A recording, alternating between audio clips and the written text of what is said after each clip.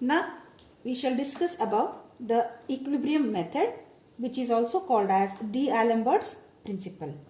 So what does this D'Alembert's principle says? The statement of this principle is a body or a system which is not in static equilibrium due to acceleration can be brought to static equilibrium by introducing the inertia force on it. So this is the statement of D'Alembert's principle. So what he discusses is that a body or a system which is not in static equilibrium can be brought to static equilibrium. How? By introducing the inertia force on it. Fine. So we can better explain the statement of this problem by considering this figure. So here you can see that there is a wedge shape and there is a ball introduced on it. Now consider that since it is a spherical ball, it keeps on rolling if you place on the wedge. So the direction of movement of this ball will be in the downward direction. It is continuously rolling. And the inertia force will be acting opposite to the direction of the movement of the ball, so that the ball can be in its equilibrium position. That's it itself is nothing but the statement of D'Alembert's principle. To keep this ball in equilibrium, or to keep the position of this ball at this position only, we have to apply an inertia force which is equal to its downward movement, so that the ball will be at its equilibrium position. Now, D'Alembert's principle can also be written as a vibrating system can be brought in equilibrium if summation of inertia forces and external forces is equals to 0.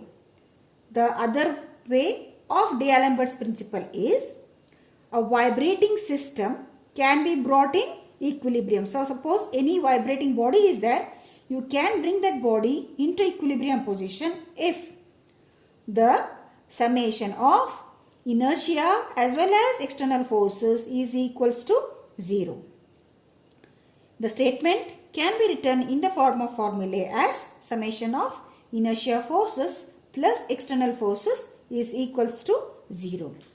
So this is also true with respect to D'Alembert's principle.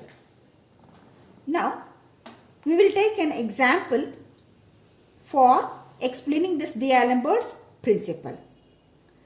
Figure below shows a spring mass system.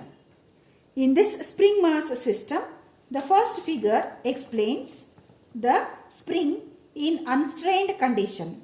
So here there is a spring which is fixed rigidly. It's one end, the other end is free.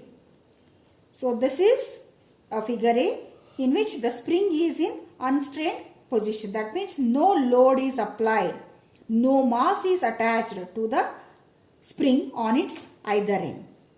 Now the figure B, this figure C, here you can see that for the same spring, if a mass M is attached,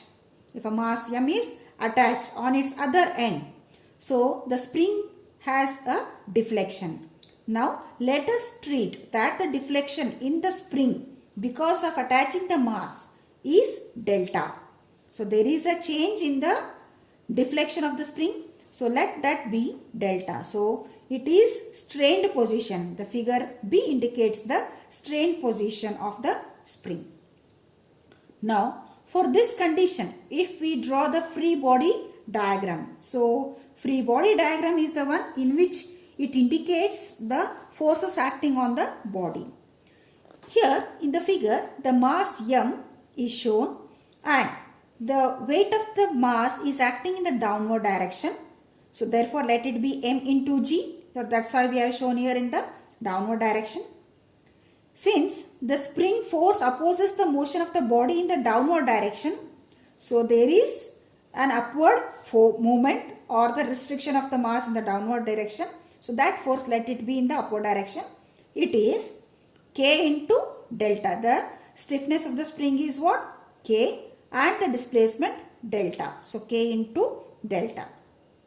Because of this spring force and the deflection, the mass is under equilibrium. Now, so this is what the free body diagram of the strained position of the springs that I have shown here. Next, if for such condition when the mass is there attached to the spring, if I give certain displacement, let me consider this is the equilibrium position, this is the equilibrium position, the dotted line, and the displacement occurred in the mass because of certain force, let that displacement be shown as x. Then what will be the total displacement from this position to this position? It is already k into delta it was from here to here. Now there is an additional displacement, that is x. So therefore the total displacement will be what? Delta plus x. Now if I write the free body diagram for this system, it can be written as the mass m, mass into gravity mg, which is acting in the downward direction, and the force, inertia force, which is acting in the upward direction. Now what it is? In this case, it is the spring force K and the total displacement, that is delta plus x. The same way we have analyzed in figure C also.